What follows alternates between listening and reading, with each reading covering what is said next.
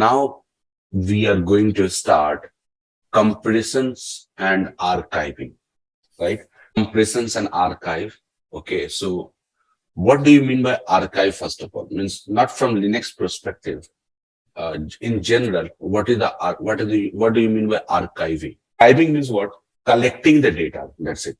Means you have the data at let's suppose in OPT test, right? etc my file, right? In where in where my log, okay? In etc you could have test file. So you have the files at different location. Now when you say archive, means you are collecting all these files and archive it and make a single file called my backup.tar. Now this is what your archive file means. Archive file means everything which is placed in all these locations are combined together and created one other file which will contain all these files, right? Now you can say me, I can also make the copy CP and create the things on a folder as well. Means you can create a folder called /backup, and in this folder you can easily copy each files one by one, right? You can ask me, yes, you can do that, but the benefit of creating archive is when you will restore this archive, so this archive automatically place your file in their respective location. Means when you will unarchive these files, so you do not need to copy these files manually in OPT, etc, where or somewhere. When you will unarchive it, it will automatically copy it on their respective location. But in case of copy, you need to manually copy and paste it to their respective location. So archiving is collecting of data, right? You're collecting your data in one place, and what is the benefit of collecting data by creating archive in place of copy? That is what it told you. It means in case of unarchiving or restoration, you can easily able to restore all these things to their respective files and folders. Are you getting my point, everyone? What is the benefit of archiving? Yes, sir. Yes, sir. Very good. Now let me show you this thing, how this archive is going to work. So for that, what I'm going to do now,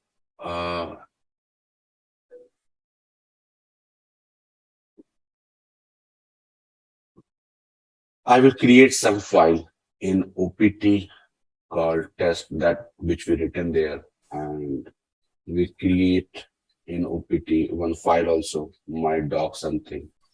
Okay. In etc, I have my dir. Then in where I could have my logs, right? In SRV, I could have documents. So these are different folders which I have right now, and I want to make the archive of all these directories which I placed in the different locations, right? So what I will do tar. Tar is called tape archive. Full form of tar is tape archive. Then -c. C for create, right? Create archive. V for verbose. Verbose means while archiving this, it will show you like these files are going to archive. F, the name of archive file. Okay. So I will say my backup.tar. This is my name of my archive file, right? As you know, in Linux, extensions are important for your understanding, right? Somewhere the applications are very much hard coded for the extension like .conf with the configuration file. Similarly, .tar is not mandatory here, but for your understanding, you should put this tar to understand. Okay, this is the file which I make an archive file, right? So .tar, my backup.tar is my name of my archive file. Then the location. So OPT Test is one file which I'm going to archive. OPT, my doc, another file. etc, my dir is the third file. Where logs is the my logs is another directory, and then srb document is another one, right? And when I press enter, so what it will do, it will archiving all those things. And if you will see at your current location, because you run it from the current location, so you can see your my backup.tar has been created. Anytime if you want to see like tar space hyphen tf and my backup.tar, so it will show you what has been backed up. So it will show you, okay, these files was backed up, OPT, TC, and these files were backed up. Now, for example, what I'm going to do now, I will go to OPT and I will remove test file from here. Similarly, I will remove where my logs from there, right? So I've deleted these two files. So I have archived the file, means now I have archived file my backup.tar. So when we want to restore, so it should be placed my archived file in their respective location. Okay. So to unarchive is, so we have the command called tar for tape archive, -x for extract, V for verbose, means when it will unarchive it, it will show you. And F means your archive file. So my archive file is placed in my backup.tar. Okay. And when I press enter, so it will unarchive my archive file, and it should place the things in my OPT folder. What was that? Test. Yes, we have test file is there. Then we have where my log is there, right? So it will automatically place those things in their respective location. I do not need to copy it manually from one location to their original location. So that is what the advantage of the archive, right? Only thing is you need to remember one important point, very important point.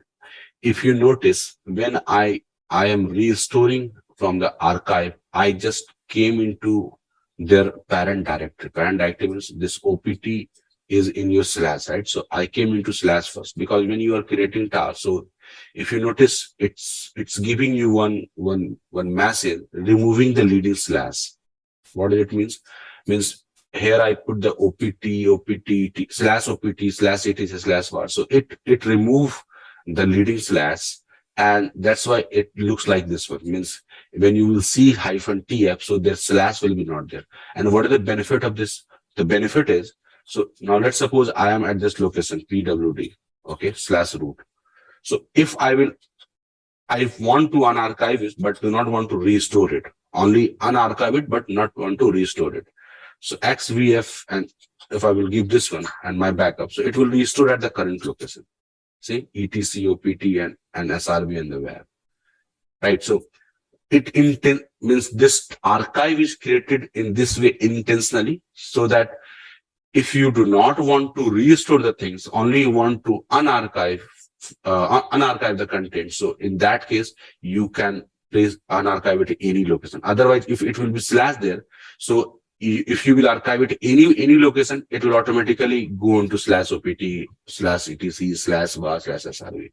So this slash is intentionally removed while creating the archive from the OS side, right? That is what one important point you should be remember. It means important means for you, for conceptually you need to understand. Otherwise, when you will start taking archive and unarchiving it, it will go as per the things which we discussed right now.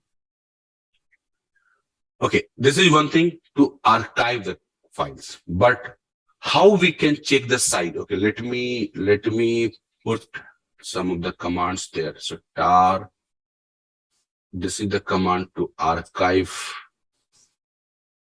the files and directories of different location. This is the command to check what are the content in that archived file without unarchiving it, right? And this is the command to unarchive this. Now, how to check the size of this archive file, or any file, not archive file, any file. So you have the command called du, disk user -sh, S for size, H for human readable, right? So if you will do my backup.tar, so it will gives you, okay, the size of my backup.tar is 12 KB, right? Not only for my backup.tar, you can use this command for any of the directory of files. If you run du space -sh for /etc, it will tell you 27 M. This H is recommended, however, not mandatory, because the benefit of H is it shows the size in human readable. If you will run without H, so it will show you in bytes, right? So now you need to convert it into kilobytes and then megabytes, right? So that's why H, if you will put H, so if the size will be more than it will show, it means beyond GB, so it will show you in GB. In MB, so it will show you in MB. So automatically decides what is the best unit to show you the size, and it will print you on the screen, right? So du space -sh will be used to see the size. Now, by making the archive, as we can see, the size is not going to compress. Now we are going to learn compression, how we can compress the files or directories in case of Linux. So in case of Linux, we have multiple extensions to compress the files, like gz, compress with gz. Another one is compress with bz2. These are extensions, right? Then we have xz, right? Xz is another extension which you use to compress the things. .gzip is similar to your window, right?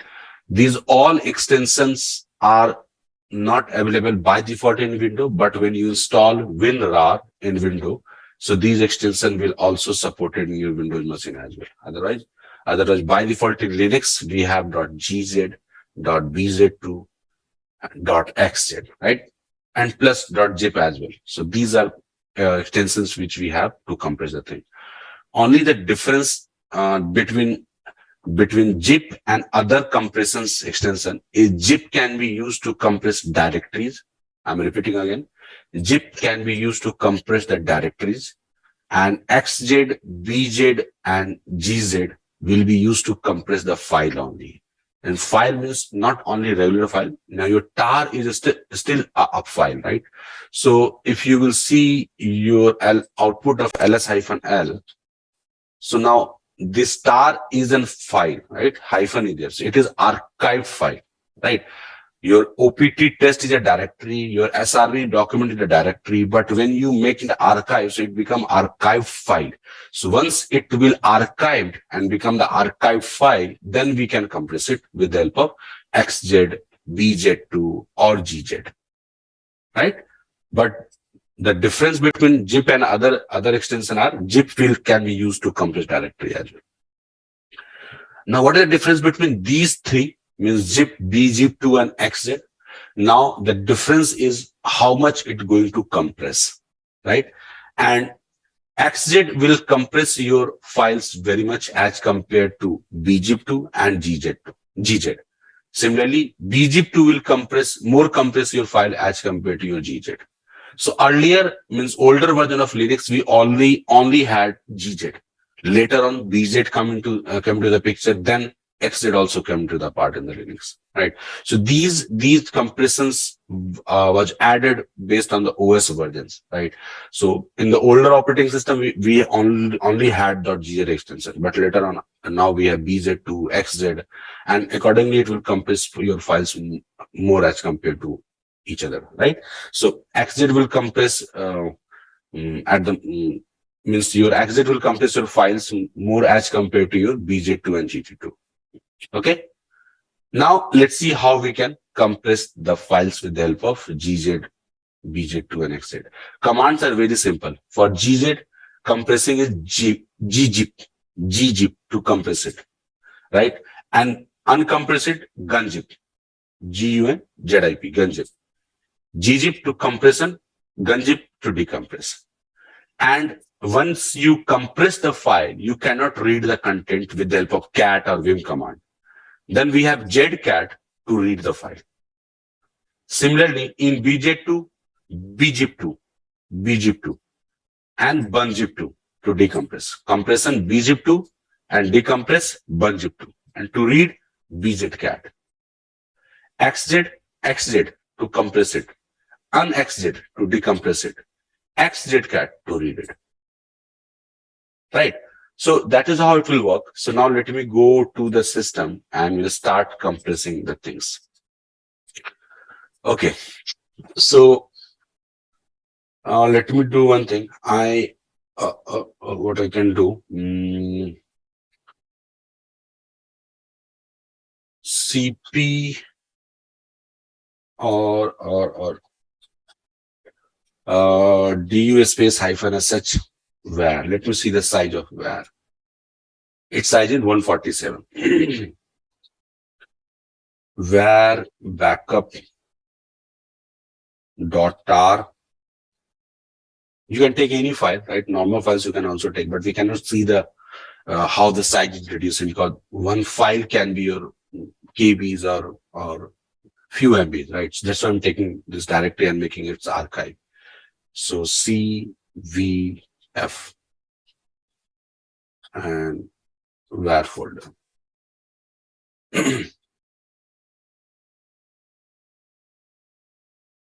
Right. So if you will see GU space hyphen sh var backup. So it is 146 MB. Why I have compressed it? Because if I will try to compress /var, it will not allow me to compress it because only Gzip will allow us to compress the directory. So how I can compress the directory with the help of Gzip? So Gzip space hyphen R, then we'll say var backup dot Gzip and /var. So it's going to compress it, and it is compressing with the in Gzip extension.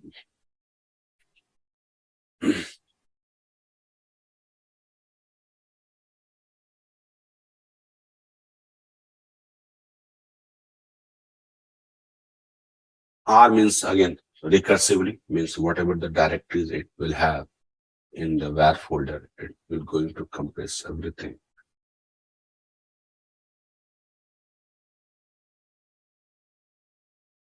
Oh, just a minute. It will take more time. I understand.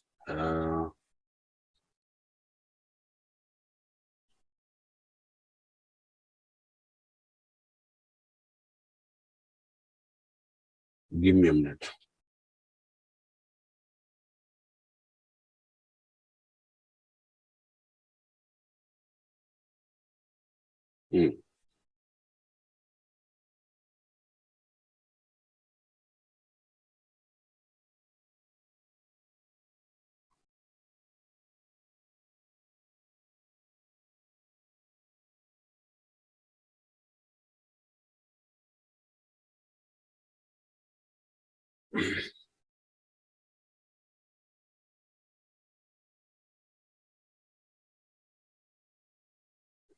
So regarding the Gzip, meanwhile, let me go through the command as well. So in Gzip also, we have the command to Gzip space hyphen R, name with dot Gzip and the directory name, and unzip is used to decompress it, right? So let it be complete. Meanwhile, let me use another commands because it will all the compressions command will take some time. So SU hyphen. Okay, so now we have another file is var backup.tar.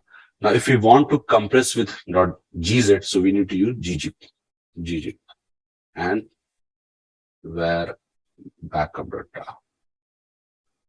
So it will compress your var backup.tar in gz extension automatically.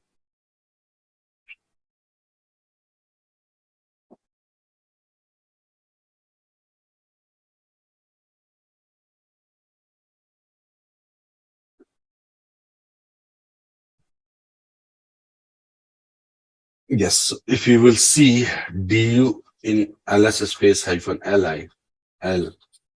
So now that gz has been added there. So if you will see the size, So where backup .tar.gz. So its size has been reduced to 52 MB. Earlier it was 146 MB, I think. So it compressed it into 52 MB. yeah. Now it's really 52 MB. To uncompress it, we can do unzip. Unzip and where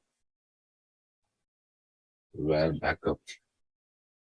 Not unzip, gunzip. Gunzip. Gunzip and where backup.zip.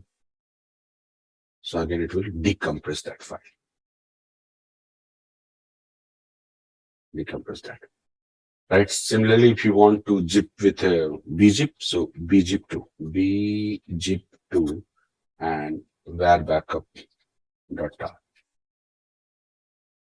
So it will zip it into Bzip2. It is taking more time, but let's wait. Sir एक question था sir, आपने तो ये fire backup dot टार जो है ये तो पहले आपने एक बैकअप क्रिएट किया, उसके बाद जिप फाइल को आपने मींस जिप से आपने ये वाला कमेंट कंप्रेस किया, तो वो क्यों किया? मैं वही जानना चाह रहा हूं. Because once you will archive it, so it will still take the same size, right? If you want to save it somewhere, so if you will compress it, it will be easy to share to someone. It will be easy to store it some location, because next time it will take the less size in that case. So for any backup sir, हम लोगों को पहले zip को run करना पड़ेगा, उसके बाद gunzip या ऐसा कुछ है, या means for any backup, yes, we need to uncompress it first, then untar this. Means it is recommended when you will archive the file, means for backup, so compress that file so that it will take less space in your file system. Okay. Right? Means that is the meaning of compression, right? Why we are compressing the things? Just to reduce the size, to save the space of the file system. Right? Exactly, sir. Exactly. Thank you, sir.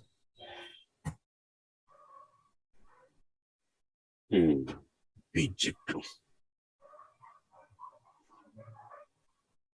It will take few more minutes as compared to Gzip, because it will compress your file more than Gz. So let's wait for a few minutes.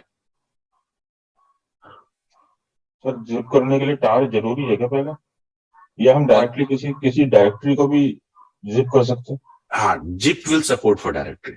अगर आपको कोई directory को zip करना है, you can zip the directory with help of zip. But if you want to compress with GZ, BZ2, XZ, then tar is required for directories. Right? See, in case of zip, here हमने यहाँ पे क्या किया, directory उठाया और zip कर दिया उसे. Zip support the directories compression, but GZ, XZ, BZ2 not support the directory compression. We need to make an archive file first. Right? Okay. And then we have where backup. Now see the size. However, see, already its size is very like 146, so you may not see the much difference there. But when the size of the files will be more, then you can see the actual difference between these two. But still, we can see that it compresses more as compared to your GZ, right? Okay. Now Bzip2 and where backup.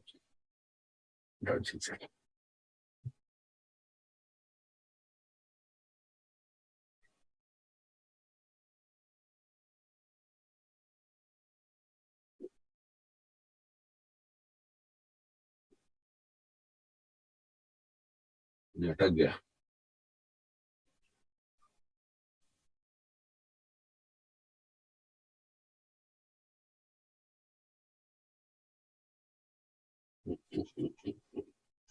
Maybe the reason, because /var is always being used by the operating system. So let me do one thing. Var test. Let me copy this. Now I have ls-help test. Sir, पर आपका जो zip जो comment आपने use किया था compress करने के लिए, वो तो अभी तक रनिंग चल रहा है ना? कौन सा, ये वाला? वो तो हो गया था. वो तो हो गया था. ओके. वो हो गया था. And now let me compress this file. Where where backup.zip and test.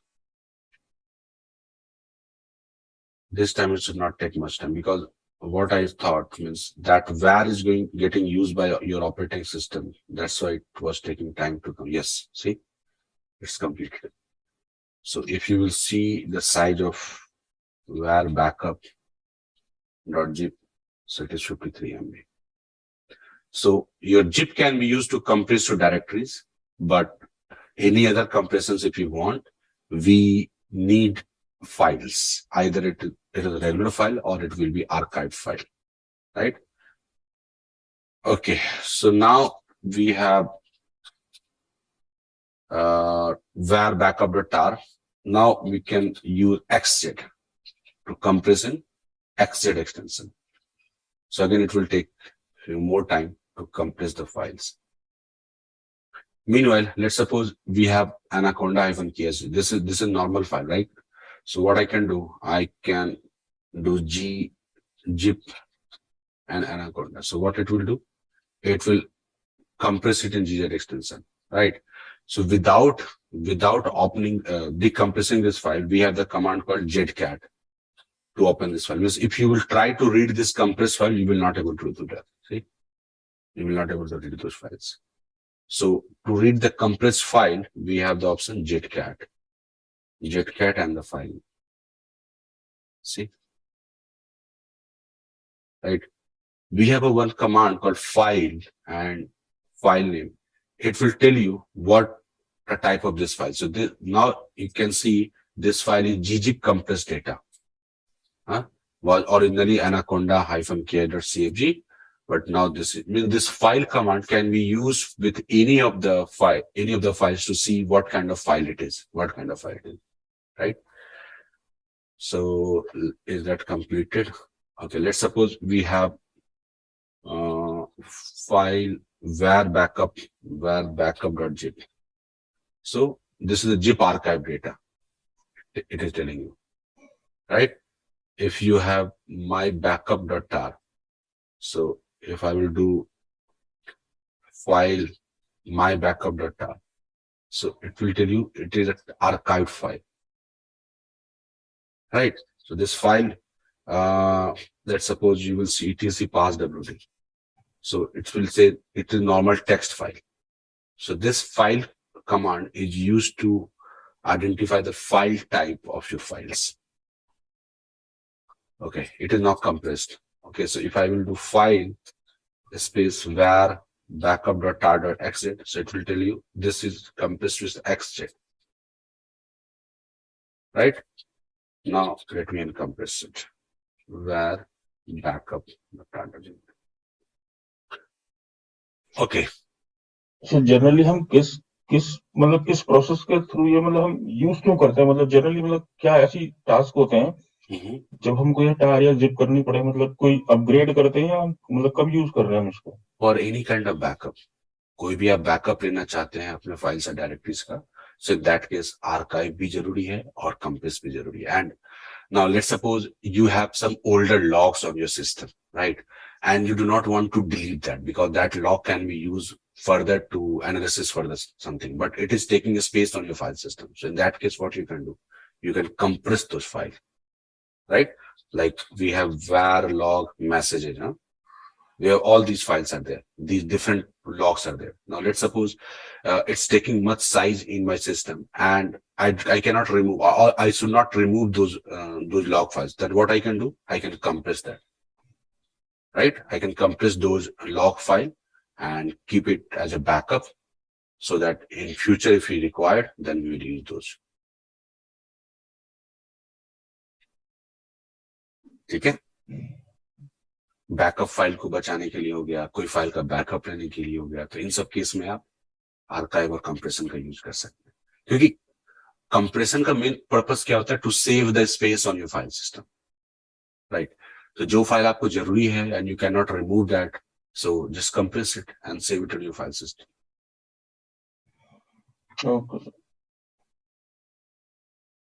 Okay. Now, another thing, this is how you can compress and uncompress the files with gz, xz and all these things. Now, what you see at this moment means if we want to compress the archive file, so first what we did, first we created the archive, and then we compressed it, right? That is what we did. But we had the command tar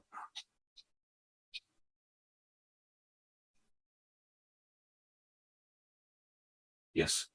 So we have the command. If we will use -cvzf, so what it will do? It will make the archive plus compress. Both will be happen in single command. As we use z, so z means gz. So we can use gz. So what it will do? It will archive it and compress it both.